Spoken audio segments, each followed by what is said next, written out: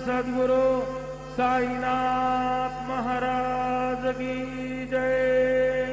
जोडून याय कर चरणी हे विला माथा, परिसावी विनंती माझी पंढरीनाथा।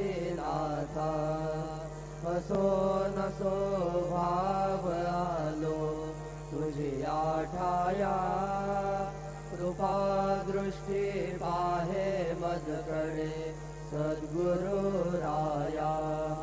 अखंडित सावे ऐसे वाटते बाई, सांडोनी संकोच ठाव थोडासा देई। तुका म्हणे देवा माझी वेडी वाकुडी,